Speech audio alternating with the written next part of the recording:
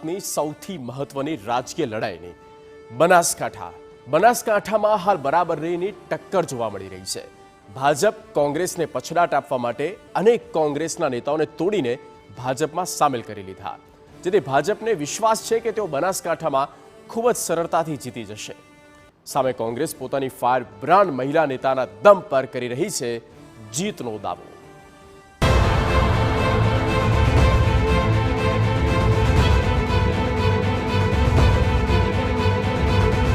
બનાસકાંઠા ચૂંટણી મહાસંગ્રામ।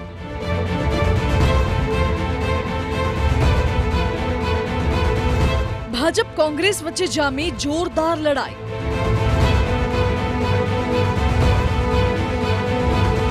કોણ બદલશે ઉમેદવાર?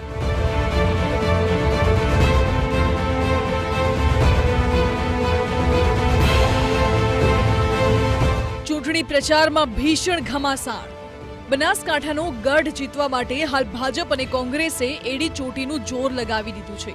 આમ તો હાલ પ્રચારની શરૂઆત જ થઈ છે, છતાં પ્રારંભ જ ખૂબ પ્રચંડ રીતે થયો છે। કોંગ્રેસે ગેનીબેન ઠાકોરને બનાસકાંઠાના ચૂંટણી મેદાનમાં ઉતારી બનાસકાંઠાની લડાઈને બિગ ફાઇટ બનાવી દીધી છે।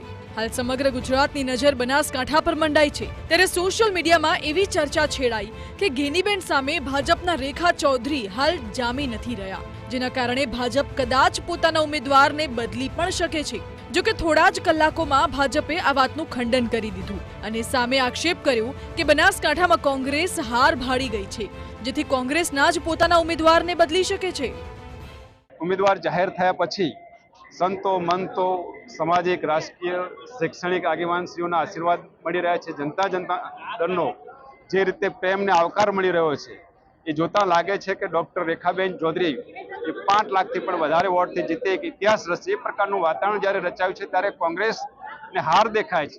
કોંગ્રેસને જ્યારે હાર દેખાય છે ત્યારે હતાશામાં આવે છે, ત્યારે એ કેન અલગ પ્રકારના નિવેદનો, નેગેટિવ નિવેદનો કરતા હોય છે।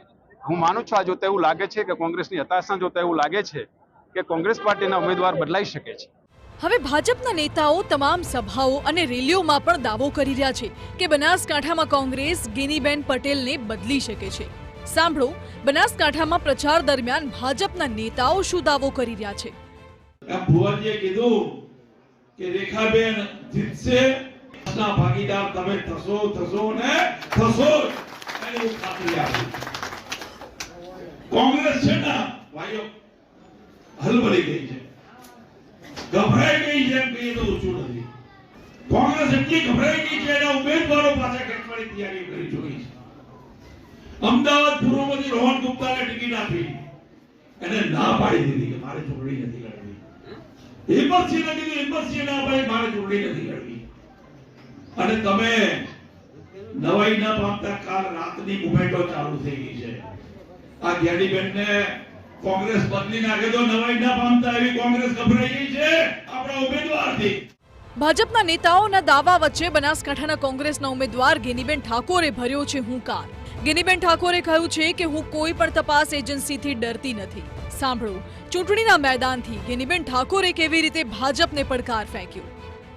મને 28 વર્ષ રાજકારણમાંથી આ પોપટજીએ વાત કરી, અને હું ભારતીય જનતા પાર્ટી હોય કે સરકાર હોય કે સીબીઆઈ હોય કે ઈડી હોય કે પોલીસ હોય કે તમામ એજન્સીઓ કે મોટા મોટા આગેવાનો દબાવવાનો પ્રયત્ન કરે કે બધાને હોય મારી એક કાયમી વાત રહી છે કે તમે ગેનીબેન ઠાકોરને આ તમે ગમે એટલી એજન્સીઓ લગાવો, ગમે એટલું તમે જુલમ કરો, તમે ગમે એટલા કેસ કરો, પણ તમે ગેનીબેન ઠાકોરને નહીં દબાવી શકો। એનું કારણ કે હું 7, 12, 17 ને 22 આ 4 તો હું ઉપરી વિધાનસભાની ચૂંટણી લડી।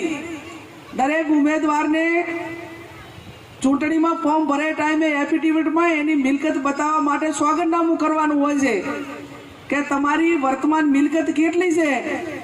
એટલે મારે માત્ર દર વખતે તારીખ બદલાવાની હોય છે, બાકી એફિડેવિટમાં બીજું કાંઈ સુધારો વધારો કરવાનો રહેતો નથી। બનાસકાંઠા લોકસભા બેઠકનું રાજકારણ જ્ઞાતિ જાતિના આટાપાટામાં અટવાયેલું છે। અહીં પાર્ટી કરતા ઉમેદવારની જ્ઞાતિ એક મહત્વનું પરિબળ ગણે છે મતદારો। હાલમાં બનાસકાંઠા લોકસભા બેઠકમાં સામેલ 7 વિધાનસભામાંથી 4 પર ભાજપ, 2 કોંગ્રેસ અને 1 પર અપક્ષ ધારાસભ્ય છે। જેમનું ભાજપને સમર્થન છે. અહીંના જ્ઞાતિગત સમીકરણની વાત કરીએ તો ચૌધરી ઠાકોર મતદારોનું પ્રભુત્વ વધારે છે. ઉપરાંત આદિવાસી, પાટીદાર, દલિત, સવર્ણ મતદાર નિર્ણાયક ગણવામાં આવે છે. સરહદી જિલ્લા બનાસકાંઠામાં 1951 થી લઈને 2019 સુધીમાં કુલ 19 વખત લોકસભાની ચૂંટણી યોજાઈ છે, જેમાં કોંગ્રેસ 10 અને ભાજપે 6 વખત જીત મેળવી છે. 1 વખત જનતા દળ અને 2 વખત સ્વતંત્ર પક્ષના ઉમેદવાર ચૂંટાયા હતા. કોંગ્રેસનું ગઢ મનાતી આ બેઠક પર ભાજપના હરિભાઈ ચૌધરીએ 4 વખત જીત મેળવીને કાંગરા ખેરવી દીધા હતા. તો 2019માં પરબતભાઈ પટેલ ભાજપમાંથી ચૂંટાયા હતા. જોકે હવે સવાલ એ છે કે શું ઇતિહાસ બદલાશે કે પછી ભાજપનો દબદબો બનાસકાંઠામાં યથાવત રહેશે?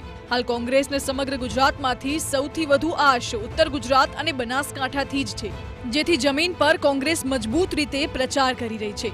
બનાસની બેન ગેનીબેનના સૂત્ર સાથે બનાસકાંઠાના ગઢને જીતવાની કવાયત હાલ ચાલી રહી છે. સામે ભાજપ એક બાદ એક કોંગ્રેસના નેતાઓને તોડી પોતાની પાર્ટીમાં સામેલ કરી રહી છે, જેના કારણે કોંગ્રેસના સમીકરણ બગડી પણ શકે છે. બનાસકાંઠા જિલ્લામાં આ વખતે 3.22 લાખ મતદારો વધ્યા છે. જિલ્લામાં 2558 મતદાન મથકો પર 25.51 લાખ મતદારો મતદાનની પ્રક્રિયામાં ભાગ લેશે. ચૌધરી અને ઠાકોર વિરુદ્ધની લડાઈ હાલ બનાસકાંઠામાં જામી છે. ત્યારે આપને બતાવીએ બનાસકાંઠામાં કેવા છે જાતિના સમીકરણ જે હાર અને જીત નક્કી કરી શકે છે. બનાસકાંઠાના જ્ઞાતિગત સમીકરણોની વાત કરીએ તો અહીં ક્ષત્રિય ઠાકોર સમાજના મતદારો નિર્ણાયક છે. મતદારના સંખ્યાબળની દ્રષ્ટિએ અહીં 4,50,000થી વધુ મતદારો ક્ષત્રિય ઠાકોર સમાજના છે, જ્યારે બીજા ચૌધરી સમાજના 2.5 લાખ જેટલા મતદારો છે. આ બેઠક પર કુલ 25.51 લાખ મતદારો છે. જો કે દલિત અને આદિવાસી સમાજના મતદારો પરિણામ પલટી શકે છે.